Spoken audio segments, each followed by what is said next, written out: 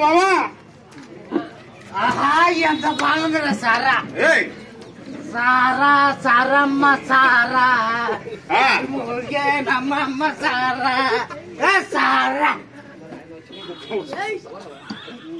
సారా తాకి ముగే మమ్మది ఎప్పుడు వచ్చినావురా ఈ రోజు నన్ను మర్చిపోయావు ఎందుకు సర్లే కానీ ఒక మాట పేటల్లో మందు తక్కువరా సరే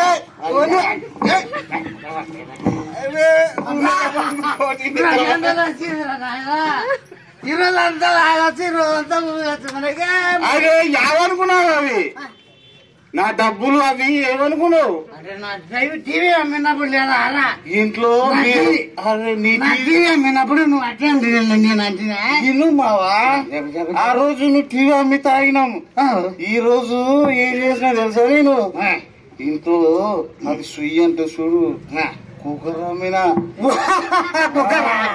అదే హీలొస్తుంది ఇంకొకటి చేసా బీరువా ఉంది చూడు బీరువా అది కూడా అమ్మినా బావా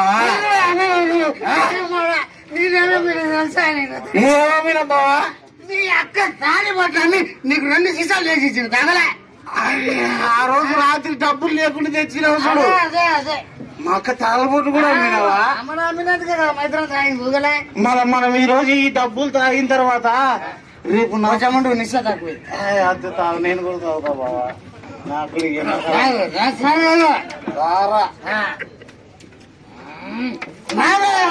నేనాడి బాగా సరే బావా అది ఆడ ఉండని మనం బావా కానీ బావా ఏమున్నాయి మన ఇంట్లో అమ్మనికి నువ్వు మీ పిల్ల మా అక్క తాలిబొట్టు కూడా మననే రమ్మింది ఇంకెళ్ళుతున్నా మళ్ళీ మొత్తం ఇప్పుడు తాగినాం డబ్బులు ఉన్నటువంటి ఖర్చు పెట్టినాం మన కాడ కావాలంటే మేకపిల్ల అది మనది కాదు చెప్తారు అన్నారు కొడతారా ఎవరు మా డబ్బులు ఎట్లా అంటే ఎత్తుకుని పోమంటావు ఏమైంది బావా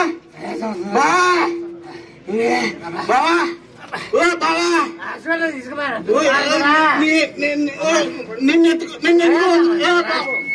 నిన్నెత్తుకోపోతా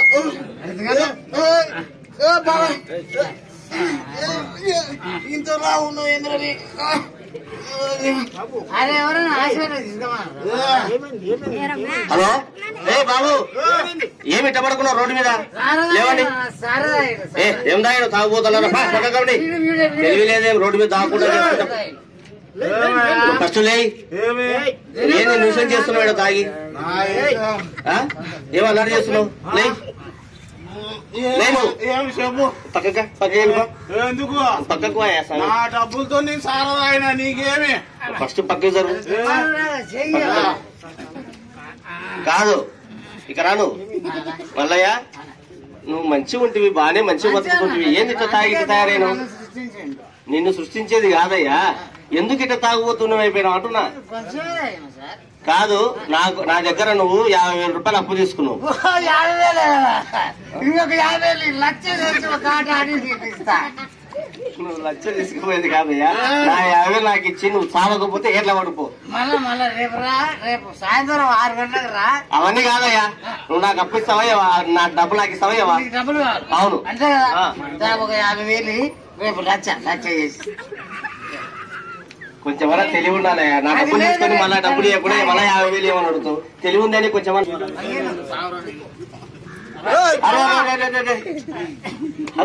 అయ్యా మల్లయ్య లేవయ్యా అరే లే స్వామి కాదు మామా చచ్చిపోయినట్టున్నాడు తాగి నీళ్ళు కొట్టు లేస్తలేడు మామా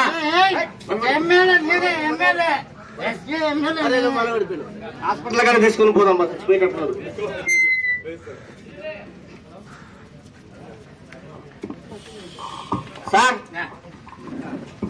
సార్ ఈయన తాగి పడిపోయింది సార్ చచ్చిపోయినట్టున్నాడు సార్ కొంచెం చూడండి సార్ డబ్బులు లేవు ఉండు కొంచెం చేస్తాం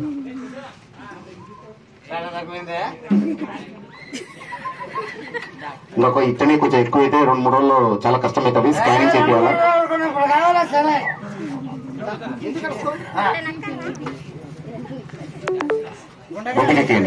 బెడ్ మీద అయిపోయినా సార్? అయిపోయింది. పోయినాయా?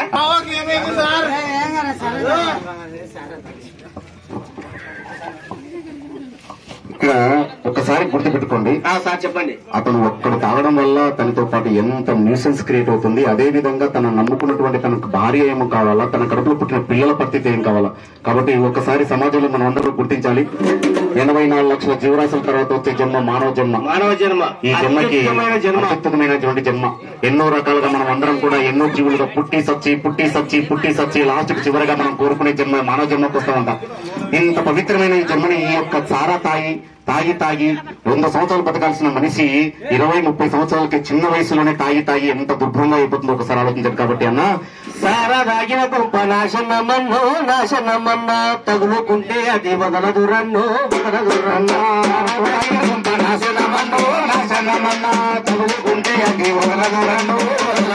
అది తాగినప్పుడు మత్తు గమ్మత్తు ఉంటాయి, తాగినప్పుడు మత్తు గమ్మత్తు ఉంటుంది. సంపాదించిన డబ్బు సారా పాలవుతాది, సంపాదించిన డబ్బు సారా పాలవుతాది. ఆడపిల్లలంతా ఆగమైపోయి 2.0 అనే ప్రోగ్రామ్ మాత్రం చాలా సీరియస్ గా తీసుకుంది ప్రభుత్వము. దీంట్లో ఎలాంటి ఎగ్జామ్షన్స్ ఉండవు. ఇప్పటికే నేను దీని మీద ఒక గ్రౌండ్ రిపోర్ట్ తయారు చేసి పంపించాను ఆఫీసర్స్ కి. ఎవరెవరు మ్యానుఫ్యాక్చర్ చేస్తారు, ఎవరెవరు ట్రాన్స్పోర్ట్ చేస్తారు, ఎవరెవరికి అమ్ముతారు అనే విషయంలో మా దగ్గర క్లియర్ గా పిక్చర్ ఉంది. ఆల్రెడీ సెల్లర్స్ ని ఒక 49 మెంబర్స్ మేము బైండ్ అవుట్ చేశాము. ఇప్పుడు మ్యానుఫ్యాక్చరర్స్ అనే వాళ్ళు బంద్ అయిపోతే ఆటోమేటిక్ గా సారాయి తయారనేది ఉండదు. బేసిక్ గా నేను ఇచ్చేటువంటి హింట్ ఇది వార్నింగ్ కావచ్చు, హెచ్చరిక కావచ్చు, లేదంటే వాళ్ళకు ఒక రియలైజేషన్ కావచ్చు. యాజ్ ఎస్హెచ్ఓగా నేను చెప్తున్నాను, ఈ ఆదోని టౌన్ లో ఉన్న మ్యానుఫ్యాక్చరర్స్ కి ఎవరైనా కూడా తారా తయారు చేశారంటే మాకు ఐడెంటిఫికేషన్ ఖచ్చితంగా అవుతుంది. ఆల్రెడీ మేము ఇంతకుముందు ఒక 4 ఇన్వాల్వ్ చేస్తున్నాను. ఇంకా రిమైనింగ్ ఒక 17-20 మంది దాకా ఉన్నారు. వాళ్ళు గుర్తుపెట్టుకోవాలి దయచేసి. మీ ద్వారా నేను హెచ్చరిస్తున్నాను. ఖచ్చితంగా వదిలేయాల. 100% వదిలేసి తీరాల్సిందే. ఒకవేళ వదలకపోతే ఖచ్చితంగా బైండ్ ఓవర్ చేస్తాము. ఆ తర్వాత ట్రాన్స్పోర్టేషన్ కానీ మ్యానుఫ్యాక్చరింగ్ కేసులు నమోదు చేస్తాము. శాంపిల్స్ తీసి జాగరీ వాళ్ళ మర్చెంట్స్ కూడా ఇన్వాల్వ్ చేస్తాము. ఫైనల్ గా పీడీ యాక్ట్ పెట్టి ఖచ్చితంగా లోపల దోస్తాం. అంటే ఒక ఆమె ఏం చేసిందంటే బాగా బీటెక్ చదివిందంట. బీటెక్ చదువుకుని ఆమె ఏం చేసిందంటే ఇంట్లో కూర్చొని ఇప్పుడు జాబ్ పంపించానంటే కొత్తగా పెళ్లి అయింది, 6 నెలలు అయింది, నేను బీటెక్ చదువుకున్నాను, వంటలేని చేయాలని చెప్పేసి చూస్తున్నప్పుడు ఇక్కడ మొత్తం పరీక్షించు అని చెప్పేసి వచ్చిందంట. ఆమె ఏం చేసింది, 20,000 రూపాయలు అదృష్టవంతురాలు నీకు లాటరీ తగిలింది అని చూపించిందంట. వెంటనే ఆమె ఏం చేసింది, రాష్ట్ర ప్రభుత్వము యొక్క కార్యక్రమము నాటు సారాయి సమూలంగా నిర్మూలించాలి అంటే మన ఊర్లో కానీ, మన గ్రామంలో కానీ, మన వీధిలో కానీ, మన పట్టణంలో కానీ, మండలంలో కానీ, జిల్లాలో కానీ, రాష్ట్రంలో కానీ ఎక్కడ కూడా నాటు సారాయి ఉండకూడదు అనేది ఈ కార్యక్రమానికి, ఈ అవగాహన కార్యక్రమం అంటే ఈ నాటు సారాయి నిర్మూలన కార్యక్రమంలో మొదటగా మేము అందరికీ అవగాహన కల్పించడానికి ఈ నాటు సారే ఎందుకు ఇలా ఉంటుంది, ఎందుకు దీనివల్ల ఇబ్బంది వస్తుంది, ఒకవేళ దీని మీద ఆధారపడిన వాళ్ళు ఎవరైనా ఉంటే వాళ్ళని గుర్తించడము, వాళ్ళకి ఏదైనా జీవనోపాధి పెంచే కార్యక్రమాలు ఉంటే దాని గురించి కూడా ఆలోచన చేయటంలో భాగంగా ఈరోజు ఈ రకమైనటువంటి సభను ఏర్పాటు చేయడం జరిగింది. ఈ కళాజాత కార్యక్రమం ద్వారా కూడా మీలో ఆ విధంగా అవగాహనతో పాటు చైతన్యాన్ని కూడా తీసుకురావాలన్నటువంటి ఉద్దేశంతో మేము ఇక్కడికి రావడం జరిగింది. కొద్దిగా మా పని చేస్తున్నాం సార్. మా పిల్లలు చదువుకున్నారు సార్, చాలా మంది చదువుకున్నారు సార్. మార్పు అనేది వచ్చింది. ఇంకా జల్లి గవర్నమెంట్ ఏమన్నా కొద్దిగా బాగా చేస్తే వాళ్ళకనే కొద్దిగా బాగుంటుంది సార్. మీరు కానీ ఒక సీఎం గారికి, మినిస్టర్ గారికి, మందు శాఖ మంత్రి, వ్యవసాయ శాఖ మంత్రి ఉన్నారు కదా సార్, ఆయన కానీ చెప్పండి. ఎందుకంటే కొన్ని సమస్యలు తీర్చండి, వాళ్ళకైనా ఏమైనా పథకాలు ఇస్తే బాగుంటుంది అని చెప్పండి. గతంలో చెప్పట్టారు సార్ ఇక్కడ మీటింగ్ 2004లో అందరూ వచ్చారు సార్. మొత్తం ఆల్ డిపార్ట్మెంట్ వచ్చింది. అప్పుడుగానే ఉన్నాం సార్ మనం ఇక్కడ. అప్పటికి ఇప్పటికి చాలా చేంజ్ అయిపోయింది సార్. చాలా మంది ఫోన్ చేశారు సార్. ఎందుకంటే ఎందుకప్ప ఇది ఊకే పోయి వాళ్ళకి అడుక్కోవడము, 50,000, 20,000, 15,000 ఫైన్ వేయడము ఏముంది సార్ దీంట్లో. ఇప్పుడు 6 మంది కష్టపడతారు సార్, ఒక్కరోజు పెట్టేస్తారు. వాళ్ళకని అర్థం చేసుకుంటారు సార్ కొద్దిగా. ఎందుకంటే మా నాన్నగారు ఏమంటే ఆలోచించాలి మీరు కానీ. దీని మీదే ఇలాకాలు మనం ఉంటే మన పిల్లల పేర్లు అన్నిట్లో పడతాయి. చేయండి, కోరుకునే ఇదే. సార్, ఇక్కడ మీరు పర్ఫెక్ట్ గనక ఉపాధి కల్పించినట్లయితే గనక ఎవరు ఈ యొక్క నాటుసారా తయారీ కేంద్రానికి కానీ అమ్మడానికి కానీ ఇక్కడ ఎవరు వెళ్ళరు సార్. రెండో విషయం ఏమంటే uneducated people more than sir, below child marriages heavy sir. తర్వాత వచ్చేసి మెయిన్ ఉపాధి రెండు రకాలు సార్. మేము 5 years అయింది సార్ ఇక్కడ జాబ్ చేయబట్టి. ఒకటి కమిటీకి వెళ్ళడం తెలుసు మా వాల్మీకి నగర్ ప్రజలకు. రెండవది వచ్చేసి నాటుసారా. మా కౌన్సిలర్ ఆవేదన అర్థమైంది సార్ మీకు బాగా. మా వాళ్ళకి కనుక ఏదైనా మీరు గవర్నమెంట్ తో మాట్లాడి జిల్లాధికారులతో మాట్లాడి ఒక చక్కటి ఉపాధి అవకాశాన్ని కనుక కల్పిస్తే పూర్తిగా ఆదోనిలో ఏదైతే పేరు మోసిందో వాల్మీకి నగర్ అంటేనే సారాకి కేంద్ర బిందువుగా ఉంది. దానికి భిన్నంగా తయారు చేయగల సత్తా మా వాల్మీకి నగర్ కూడా ఉంది. ఈ యొక్క అవకాశాన్ని మీరు కల్పిస్తే గనక మా వాల్మీకి నగర్ పదుపు గ్రూపుల్లో నెంబర్ 1 ఉన్నారు సార్. పదుపు సంఘాల గ్రూపుల్లో లేడీస్ మోర్ దెన్ సార్ 2 కోట్ల టర్న్ ఓవర్ ఉంది సార్ పదుపు సంఘాల్లో సార్.